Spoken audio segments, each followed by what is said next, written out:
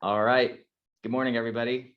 Today is April 13th, 2023. It is 10:01 a.m. and I'm John Belamowitz, and I'm calling to order the Texas State Board of Examiners of Psychologists. Ms. Moore, will you call the roll for us, please? Yes, Mr. Adler, Present. Dr. Becker, Present. Mr. Bridges, Present. Dr. Calhoun, Dr. Cartwright, Present. Dr. Lambden, Present. Dr. Singh, Present. and Mr. Zagaris. Here. All right, we have a quorum. Very good. Thank you, everybody, for being here. I will start out with the, actually, I take that back. We're going to start with public comment. We've received a lot of written comment. I'm looking forward to seeing what we have in terms of public comment here today. So Ms. Moore, will you take it away on setting us up for that? Sure. It looks like we have 16 attendees. So any attendees, if you want to raise your hand, then I can pull you in for a public comment. Let's see, we have no participants by phone at this time. And we had no written comments on the agenda from the agenda link. So just so you know. Okay. No one from the public has raised their hand at this time. Okay. Okay. Well, then moving on, I'll go into the chair's report. I don't have a whole lot to talk about. I do want to give everybody an update. I did end up testifying in front of the legislature, both the Senate and House committees that have to do with allocating the money. The House, we went first that day, and we had I think we may have gone back and forth for nearly an hour. It was at least 45 minutes. There were a lot of questions about funding for mental health and making sure that essentially we had a very long back and forth with Representative Martinez Fisher. And part of our discussion was the idea that the legislature is going to be definitely allocating more money to mental health. They voted to advance proposals as recently as this week, allocating more money. And the question is who, we can allocate money for buildings and other mental health infrastructure, but if we don't have professionals to, occupy and man those facilities, what good does it do? And so as a licensing agency, our job is to make sure that we are not the snag or the bottleneck in getting more mental health practitioners on the field. One of the things I pointed out is that if we did everything right from today forward, it takes 6 to 8 years to train a new mental health professional that we would license, who would be entering college, from the beginning of entering college. So it's incumbent upon us to make sure that we get it right and make sure that we're not part of the problem. I want to pat ourselves on the back just a little bit for the serious thought and conversation from all of you here on the board and from the public as well, and stakeholders in working on what ideas can we advance, what things can we do, and what things shouldn't we do. There have been a handful of ideas that have died very quick deaths in our discussions over the past year, which is part of the process. When I'm sitting there in front of the ledge and being asked, like, what's being done, I was very appreciative of the work that each of you have done, and again, the stakeholders, that I was able to, without having to think hard, be able to explain what we've been doing over the past year. And then we didn't just wake up out of bed today or last week or this month and say, oh, we should be doing something. So hats off to all of you. And the work is not done. We continue, but know that the legislature is watching what we do. And we need to make sure that we're not, again, part of the problem. So I'm happy of what we're doing, and I'm happy the direction that we're going.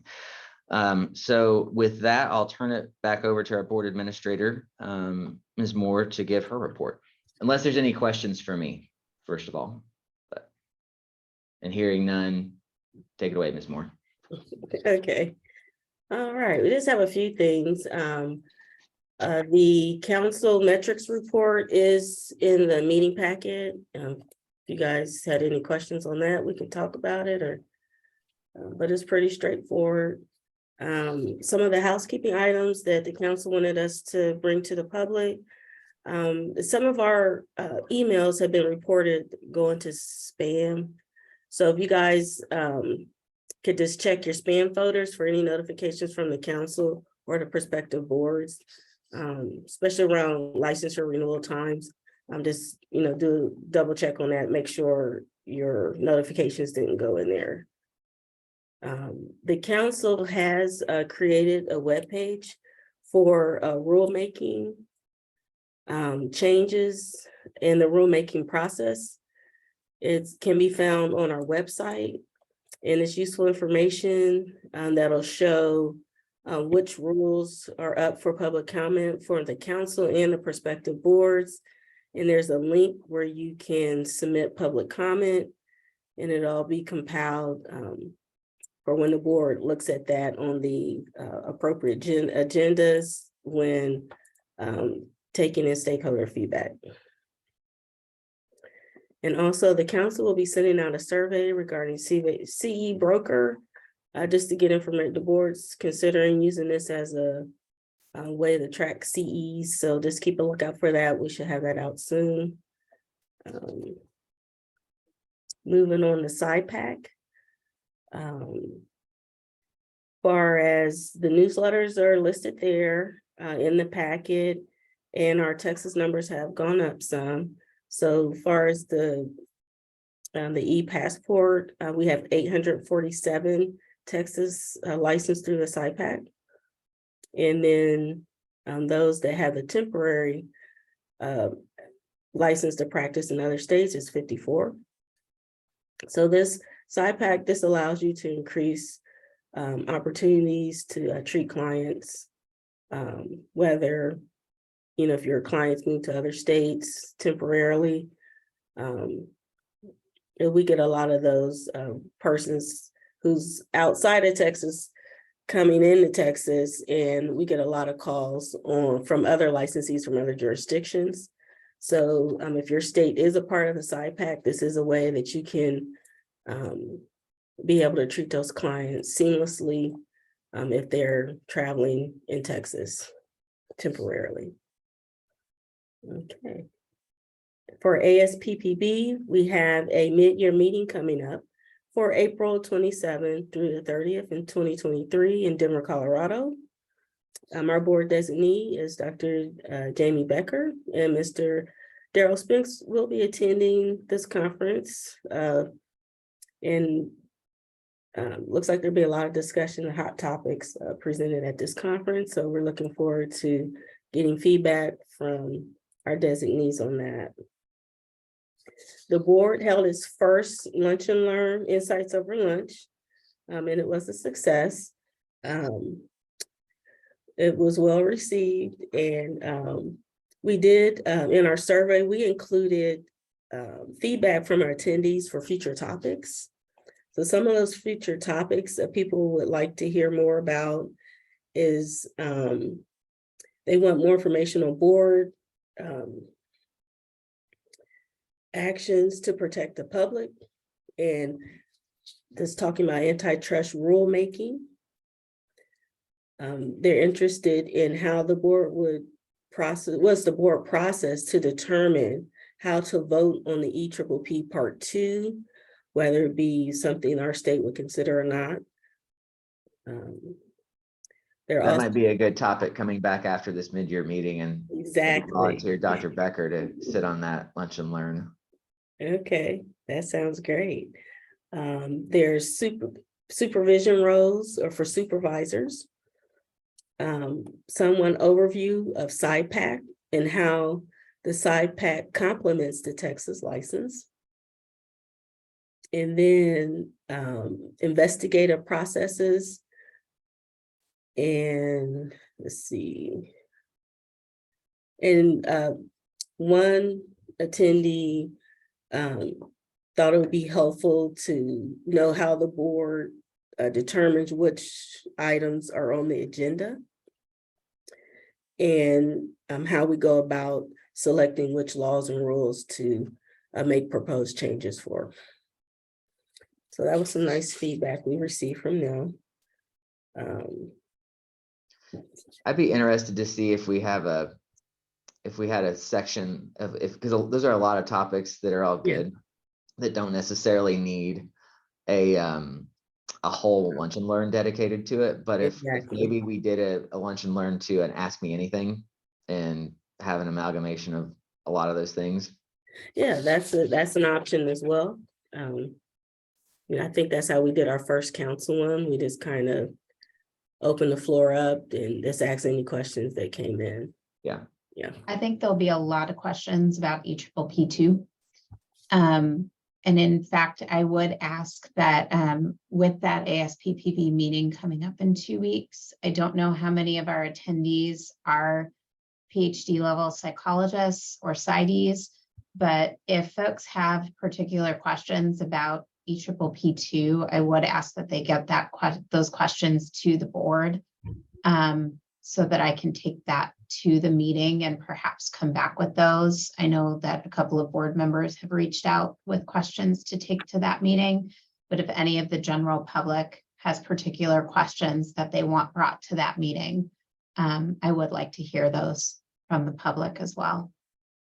And in terms of submitting those general, would we send that, Ms. Moore, would we send that to our general mailbox? Where should those go so that they're not lost? Sure. You can use our contact us link. And let me see which category would be the better one to use. One moment here. For those of the public who are observing, just know that we're Dr. Becker is going to make sure that those are received. We just want to make sure that there's no chance that they get lost anywhere. Sure. Here's a screenshot of the contact us for our website. Oh, wait a minute, I think that's on the wrong window. Hold on. That's your email. Sorry. Okay, I have to put it on my laptop so y'all can see it. Do you see it now? Yes, we got it now. Okay, great. All right, so when you select the contact us form on our site, use our drop down and do administration and executive leadership. You can select that to submit your questions. And then in the subject line, you can use EPPP Part 2 Cool. for that category and then submit it. Okay. Thank you.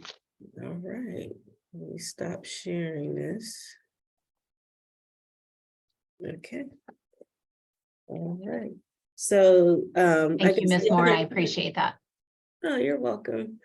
So at this time, the board needs to consider, I don't know if you want to decide now or in July, consider what would be our next lunch and learn, and then decide what topic we're going to speak on. So I don't know if you want to decide that now or just wait till July and then we can do one in the fall or something.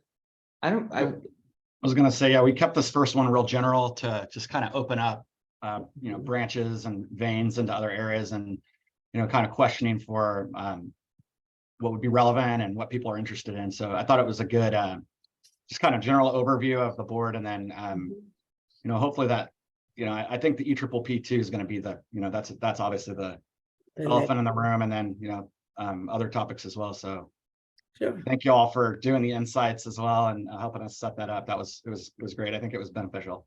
Yeah. Yes, great.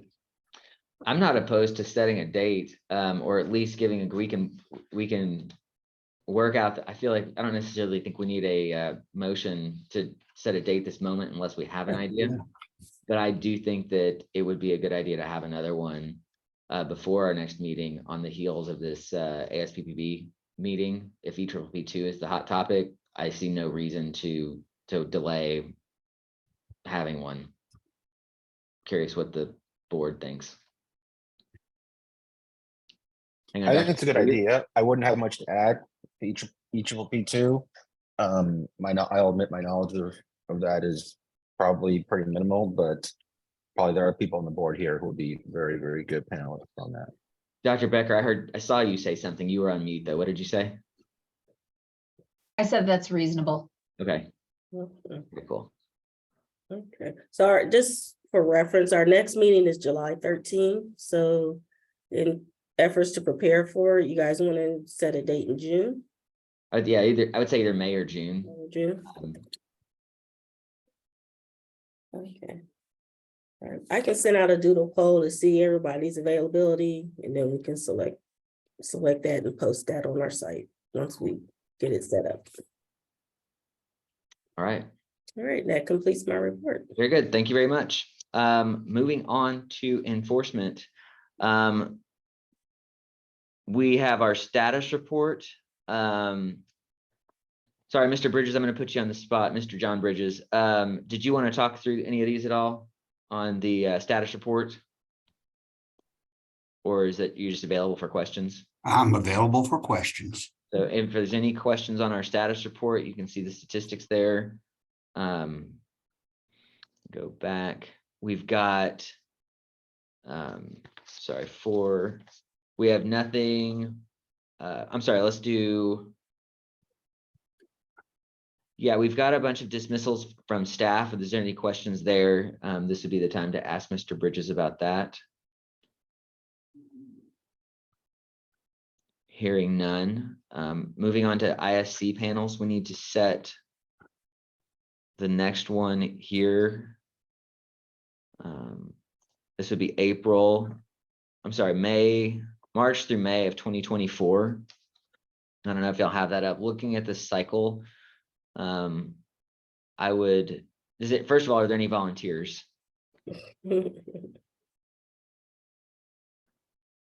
I would, looking at the rotation here, Dr. Cartwright, you would have had a few months off. Would you be willing to step up for that?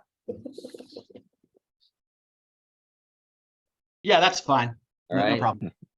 You've been doing nothing else, right? Yeah.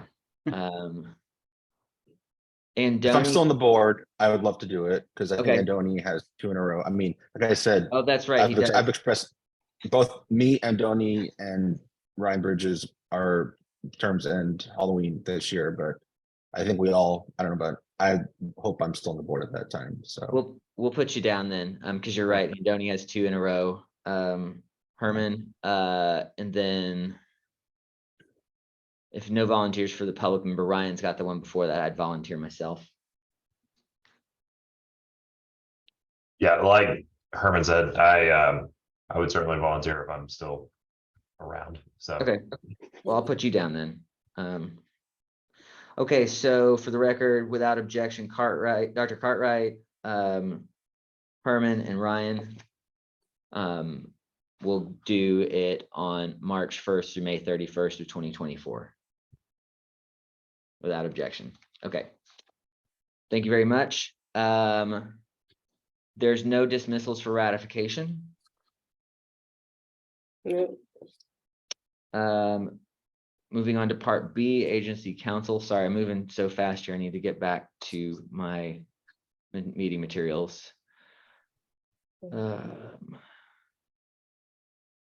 Okay, so this is simply a review of agreed orders. Those are in your meeting materials. So if there's any questions, this would be the time to ask them. There's nothing that needs ratification. And we have B3. We have nothing to talk about from SOA as well. So the where it starts with like Daniel Kim, and I mean, are we discussing those, or are we just kind of like, You had questions on it. This would be the time to ask about the, okay, at least what can be discussed publicly about it.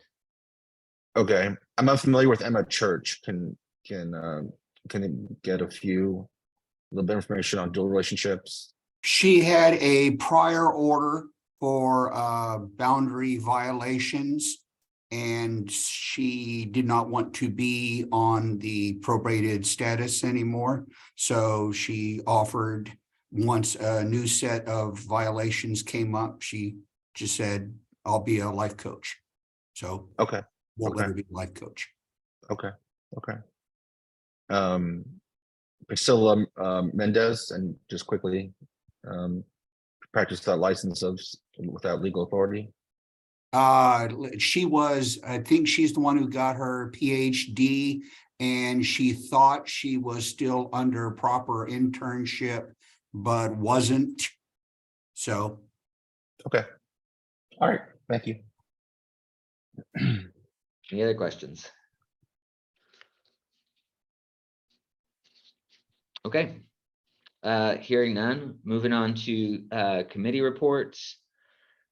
I don't believe we have anything. Again, if I miss any of this, somebody stop me, please. But I believe we've got nothing under applications to talk about. Yeah. On the compliance report, this would be 6B. This is a report about compliance with agreed orders. And there we can see what's completed, what's in progress. So are there any questions there from the board for staff or discussion? What page of the report are you on? I'm sorry, I'm on item 6B, lowercase I. Mhm. Yeah, the compliance report is not a public document, so it's just individually in your meeting folder. Yeah, 6B. Okay.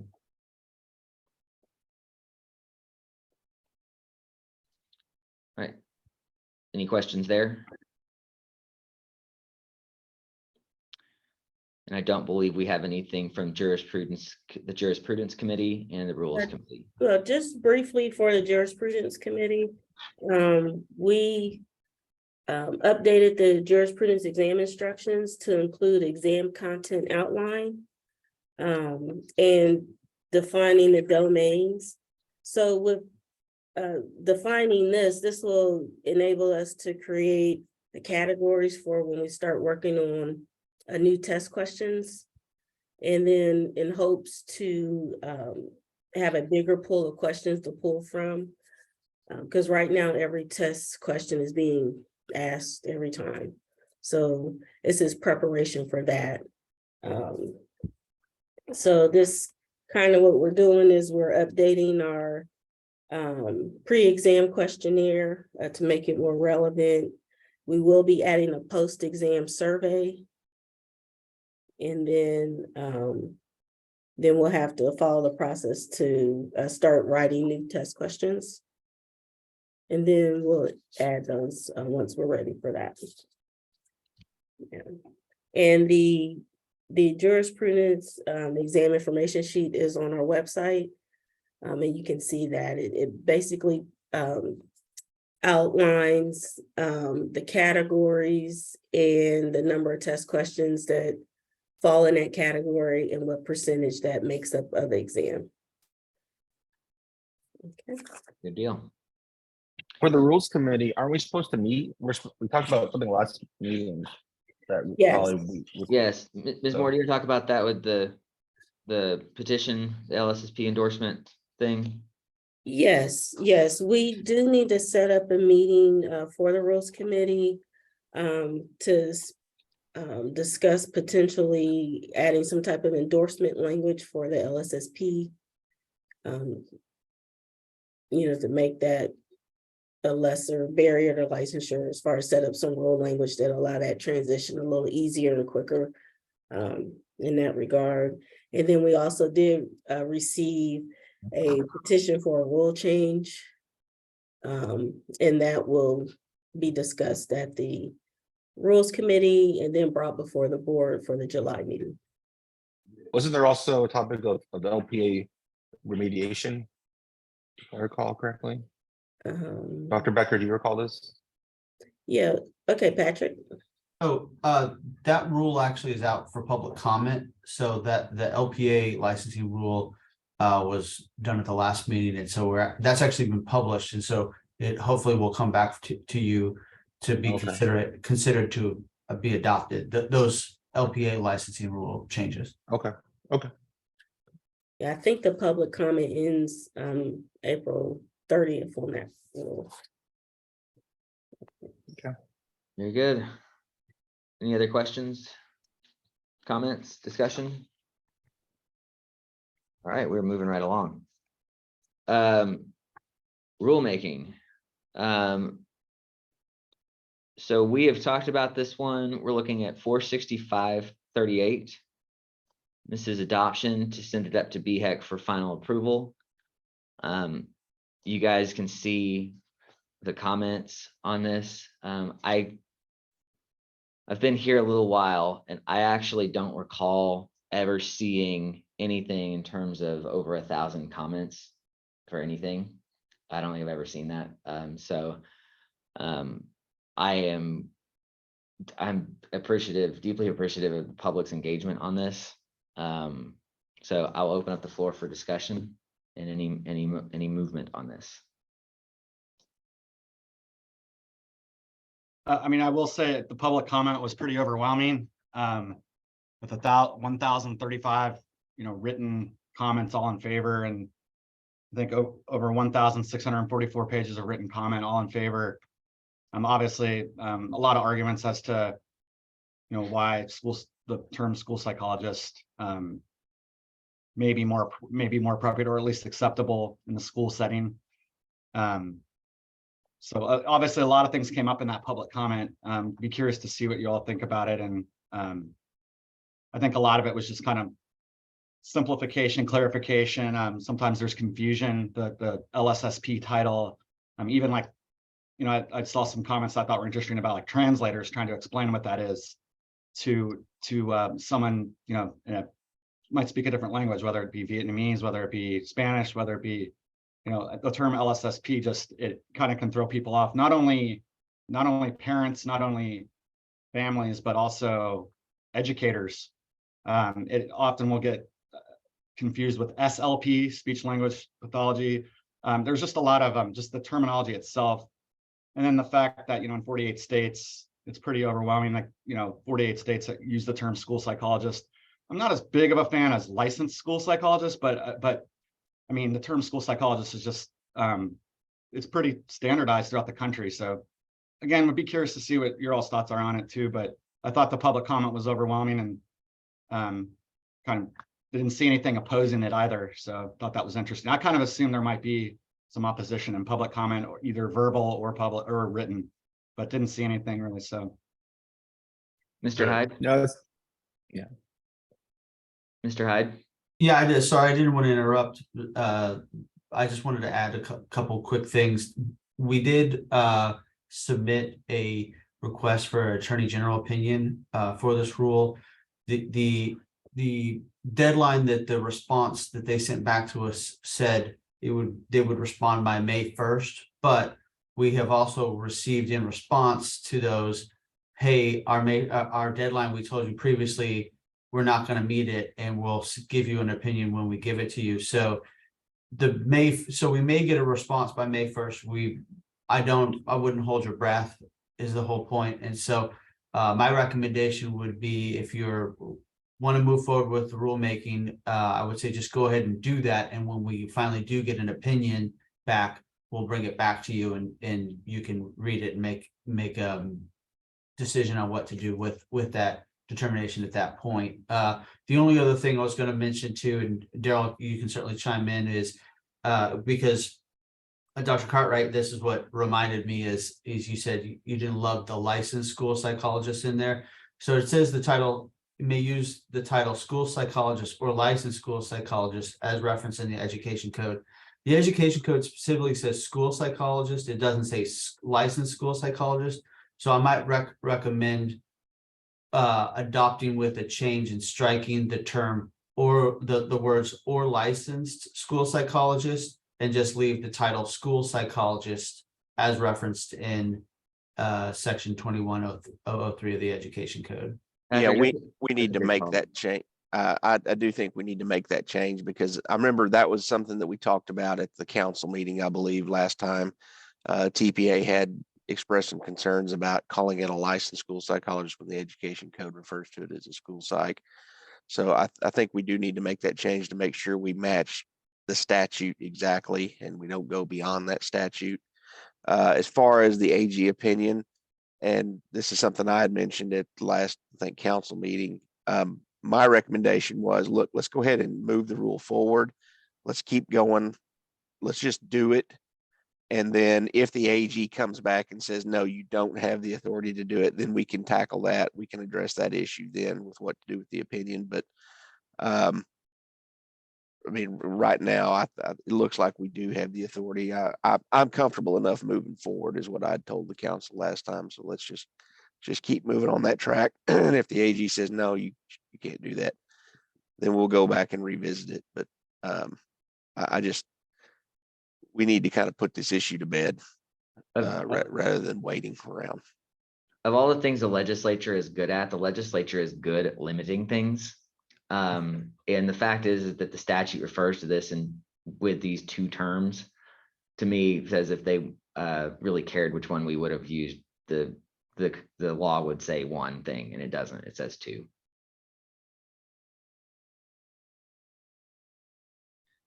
Well, I would like to add that I am also in favor of adoption of this rule and kind of moving it forward. Looking into it, I think there's a myriad of reasons making it more seamless with the other states that currently have that language in describing that particular role in the school setting. And I think it would be just beneficial for everybody to have a common language. I think part of the kind of pivoting a little bit in terms of the confusion and what public comment was referring to about parents that come and are proficient in another language primarily, and the translators, having a difficult time. I think what adds to that is the likelihood that the actual role doesn't always exist in the culture that those other families may come from. And so it's not just the terminology, but it's the whole concept of having someone that has such specialized training in terms of mental health for the school setting. But again, that's kind of something that I think obviously we're limited with, but I think we can certainly add to the clarity of the whole concept in adopting this. Yeah, I mean, I completely agree. Like, it makes sense for both the clinicians and the public, but the public particularly because, it just confuses. It sends a whole lot of confusion, and it is a weird title, LSSP, and then it's so easy to be called the school psychologist when you're not supposed to be called it, and they might call you that, and the public might call the clinician that, and you're supposed to correct them, and not the school psychologist. And if that's all your states are doing it, it's for the LSSP acronym is I think it's good to do away with that, especially mainly for the public to understand what the role is, and yeah, I just can't see a bad reason not to do it. I don't have much more to add here other than I think that the overwhelming public comment and the affirmative paired with there were no detractors that publicly commented for this, I think just speaks to the number of barriers that we take out of the way, with the potential to improve access to care in the schools and the ability to attract more people into this profession that's so needed, just speaks to that larger ask to get mental health professionals into the school, is what we're looking to gain out of this. So I think it has so many potential positives and not a whole lot of negatives in making a very simple change. So I don't think we're going to get much resistance here. Yeah, and to your point, like increasing access as well. And when folks come from other states, 48 other states, there's a level of confusion there too. So I think it just makes sense. And there's, like you said, there's nothing negative, even commented at all. I think it's pretty overwhelming. I think it makes a lot of sense. So.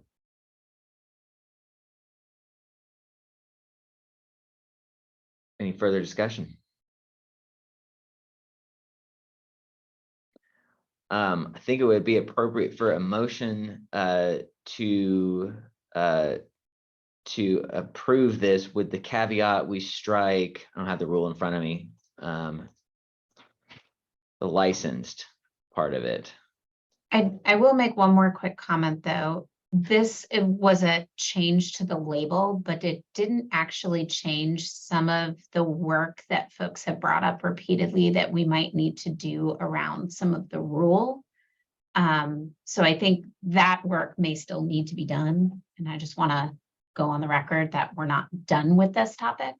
But we're done with the biggest piece of the low hanging fruit on it. Yeah.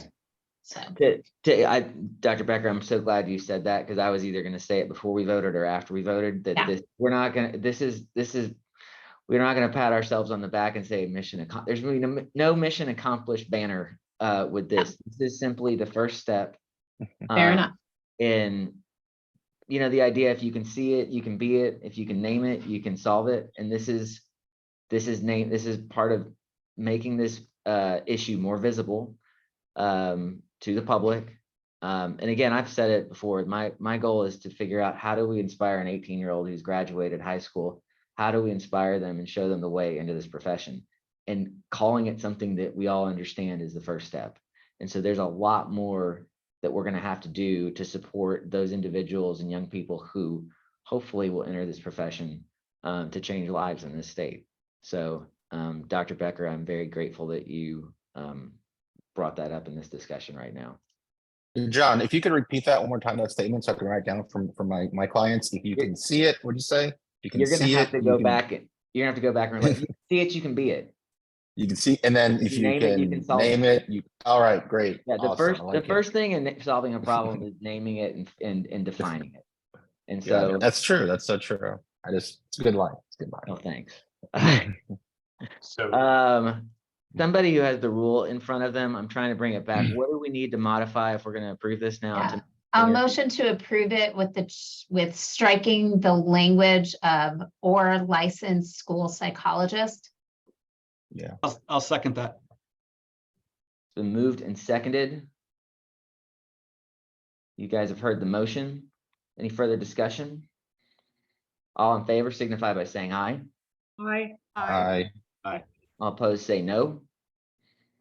And the ayes have it. Thank you very much. And the work continues. So, all right, moving on.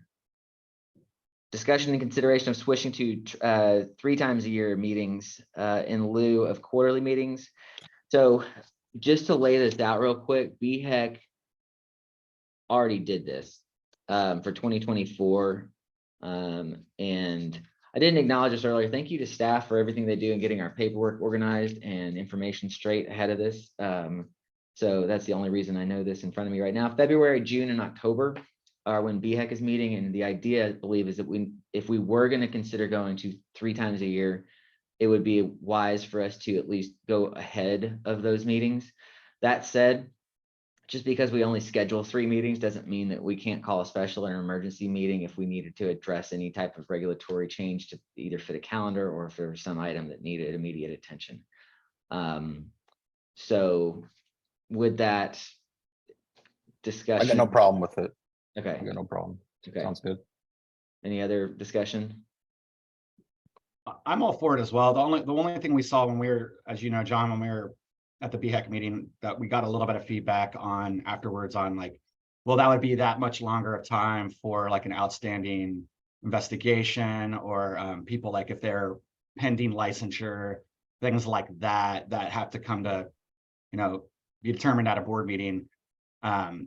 That was the only kind of drawback that I saw. But I mean, again, I think all in all, like you mentioned too, the ability to call an emergency meeting if we need it. I mean, there's ways to, approach any kind of issues that would come up within that time otherwise. But that was just the one thing I wanted to make, just give you the comments, because I did hear a few people speak of that. But yeah. I know it'll be delayed like maybe like a month or 2. Right. It's not a lot. It's not like it, right. It's not a huge. They just mentioned, I thought it was worth, giving their point of view on it. But And I forget who was on the call with me. We've had to take emergency action, and we can have emergency meetings to do things. We have ways of doing things to get things done if it isn't truly an emergency. The other idea though too is eventually we're gonna not be on Zoom, and I believe eventually we're gonna be all back in person.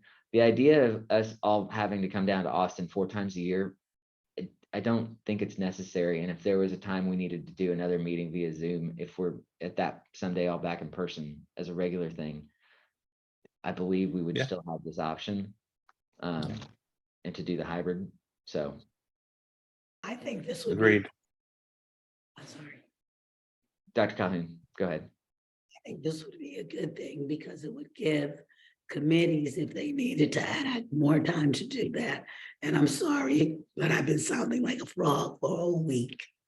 But yeah, I think it would be great. Okay. Sounds like we need a motion, or is there any further discussion? I can make a motion. Well, quick Oh, question. yes, ma'am. So if the BHEC is meeting February, June, and what were the October. 3 months? Sorry, which were the February, three? June, October. Okay, when would that put our 3 meetings? Ostent- Before or after BHEC?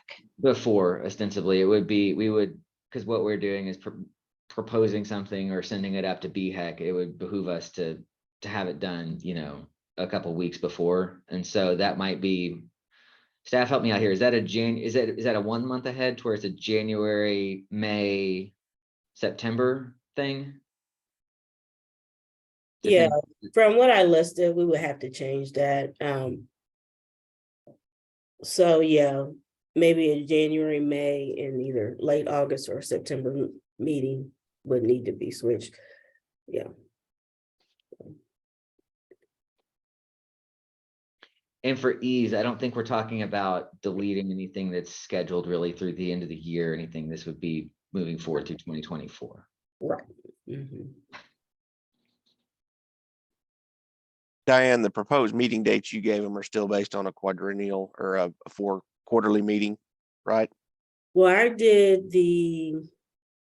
listed three, Oh, three, I and see- I see then what with you the did. option to Yeah. add a 4th meeting.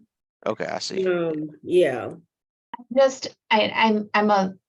I'm slightly concerned just on the timeline. I'm going to point out for those of us on this call with children that May and September are both the very end of the school year and the very beginning of the school year. And for anyone that is on an academic calendar, either because you have children or because you are associated with an academic calendar, May and August, September are painful to schedule anything in. So just going to call that out publicly for a moment, that we are marrying ourselves to the worst part of the academic calendar. So that's a good question or good call out. It may, staff may like come through the screen and want to smack me for about what I'm about to suggest. Did BHEC, because BHEC deleted essentially the Q4 meeting, is that correct? Like the November. Yeah, we typically try to avoid November and December because y'all are really hard to get Yeah. in those months for. I'm wondering if they can be spaced in such a way to where we do figure out the latest we can do it, essentially like October or very early November, and then essentially carve out the summer essentially,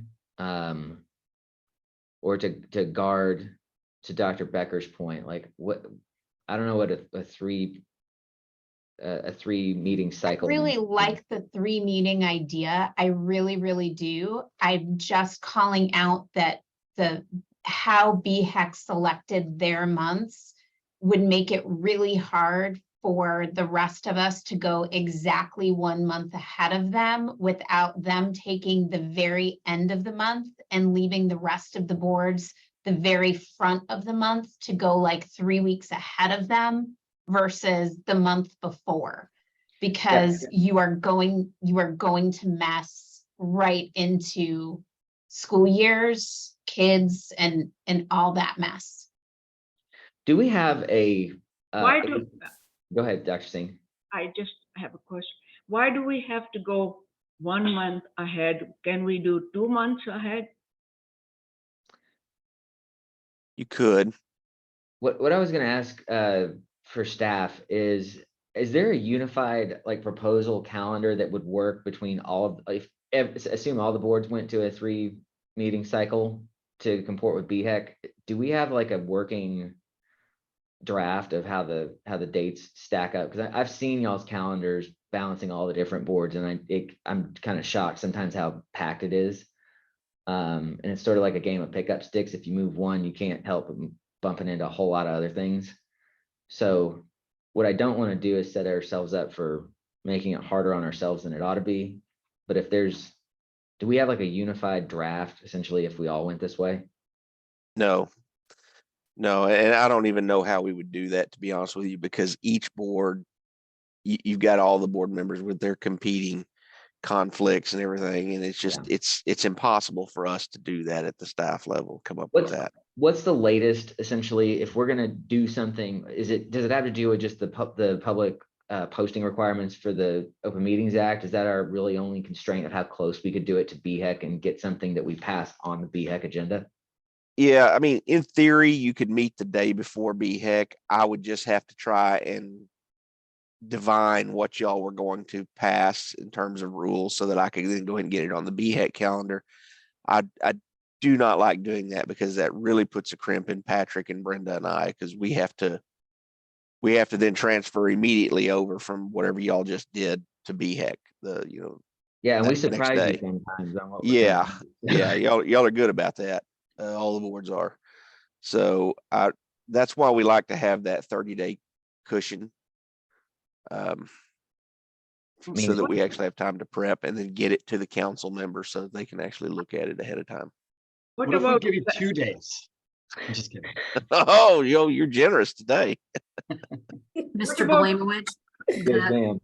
the council dates for their meetings, just throw it out there to you guys, is February 20th, 2024, June 25th, 2024, and October 22nd, 2024. So we tried to schedule it the latter part of those months. So we could look at the beginning part of those months and potentially schedule just a couple weeks ahead of them. And would that be enough time, Daryl? Not really. Yeah, that'd be good. Because I usually start dumping board meeting or council meeting materials about 2 weeks out. That's when I make that folder publicly, or not publicly, but available to the council members.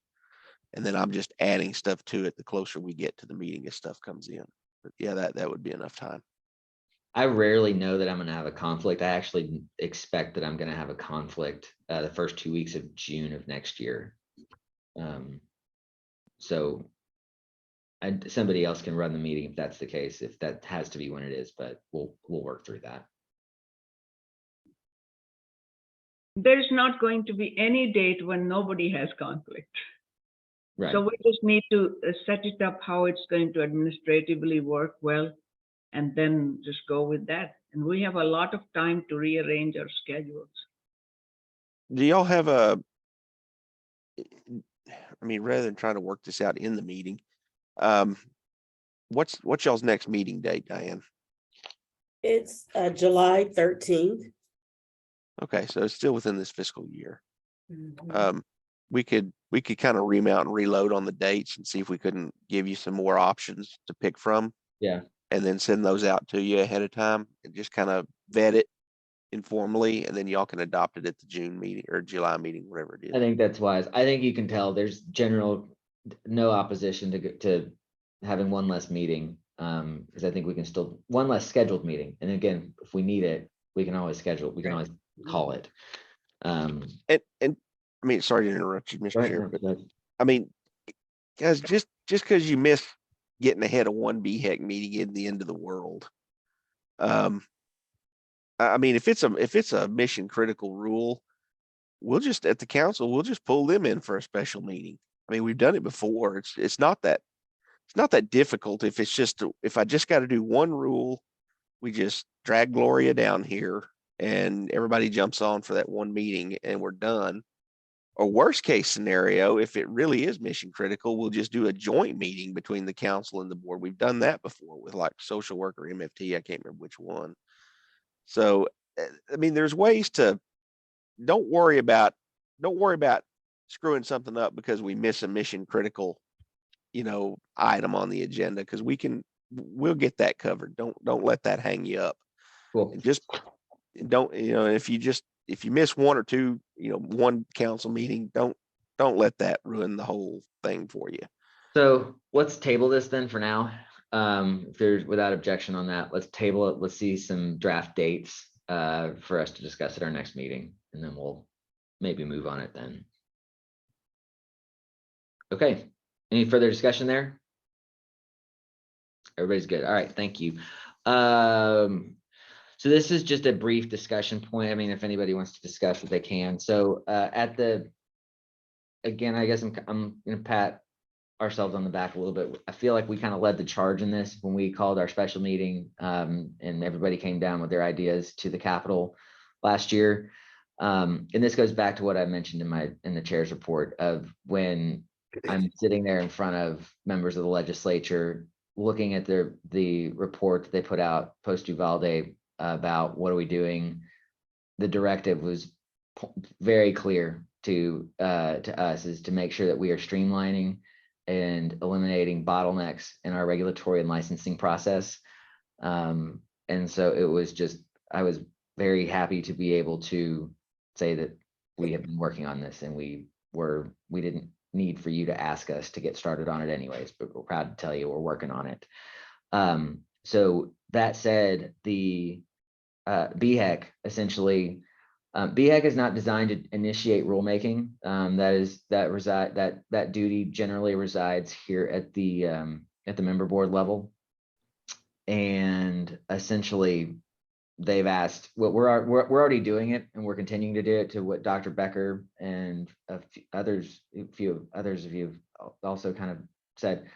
We're not done. Like what we did today is a start, and we're going to continue to making sure that we're eliminating snags and bottlenecks and improving our regulatory structure. BHEC asked us to do that. So proud to say we're doing it. We don't owe them a report or anything. If there's any discussion, that was what was asked of us from the BHEC level.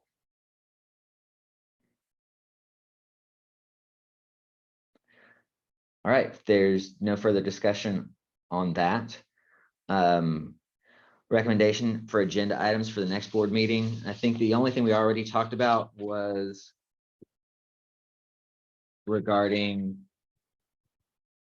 well, where did it go? Diane, you were talking about it. Yeah, we'll have some rules. The LSSP endorsement. There we go. Mhm. That'll be on the agenda. What else? Any other ideas? Yeah, we'll have that petition for rulemaking as well. So, All right, and if there's anything that does come up, obviously reach out to me and or Ms. Moore, and we will address that. Last chance. We've blown through this meeting. I appreciate everybody's engagement. Is there any other further discussion? I do have one quick question. Yes, ma'am.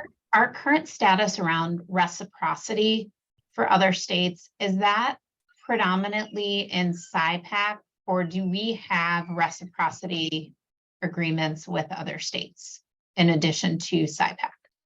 No, we do not. We don't have any reciprocity agreements. I'm working on one with Oklahoma though. But we're waiting on the Oklahoma legislature has to give their board authority to actually enter into the agreement. But we've already hammered out a tentative deal. I just got to wait for that Oklahoma board to get the authority to do it. But other than that, no, everything hinges on SIPAC. And then people use the term reciprocity interchangeably for things like licensure by endorsement. They think licensure by endorsement is a one-way street. It's a state that says, I'll take you based upon your experience and licensure in another jurisdiction. Whereas SIPAC and reciprocity are actually two-way streets. Our licensees benefit in that other state, and that other state benefits here. So Is SIPAC only virtual? it has an in-person component, a temporary Okay. in-person component. Okay. It seems to be kind of unique in all the compacts that I'm seeing, in that it has that temporary in-person component to it. Most of them are telehealth only, like counseling, social work. They're going to be telehealth only. But we would You get have like the 10 days, right? 10 days to actually be physically, if you were to. 30. Oh, is it 30? Sorry. Yeah, SIPAC is a 30-day in-person For actual pass. in-person. Yes, sir. But as far as licensure by endorsement, that's something that we don't have to ask permission or blessing from anybody else on. That's something that we would have the power to do ourselves as Texas, correct? Well, maybe. Okay. That It's rare then, right? yeah, it's not quite as easy to do that because, well, maybe that's the best answer I can give you there. Okay. There's some statutory stuff that we can't get around. Okay. So And the main impediment to reciprocity with other states is that's still the LPA dependent practice and lack of oral exam in our state. for reciprocity, Yeah, yeah. well, I mean, very few states have an LPA level of licensure, so there's not a lot to do there. The big impediment you find for true reciprocity is most jurisdictions do not give their boards the ability to enter into reciprocity agreements. That's what I have found. That's the big struggle. That's why Oklahoma's having to go back. Fortunately, that board, it seems, can lobby their legislature, so they're able to go with their psych association and ask for that. But the vast majority of Texas is fairly unique in this. The legislature has entrusted us with the ability to seek a reciprocal agreement. Most don't have But we that. lost Louisiana because of the oral exam, right? Correct. Yes, Yeah. correct. But if more states had it, we would have, there are far more states. There's only like 3 or 4 states now that have a true oral exam like what we did. There are far more states that don't have it. If they had the authority, it would really blow open, the ability to enter into reciprocity agreements. Yeah. All right. Any other questions or discussion? All right, as a parting thought, proud of what we did today with school psychologists and calling them what they are and calling them what most accurately describes them. So the work continues, and without objection, going to go ahead and adjourn the meeting, and we'll see you next time. Without objection, the meeting is adjourned. Thanks so much. Y'all have a great day. Bye-bye. Bye, everyone. Okay.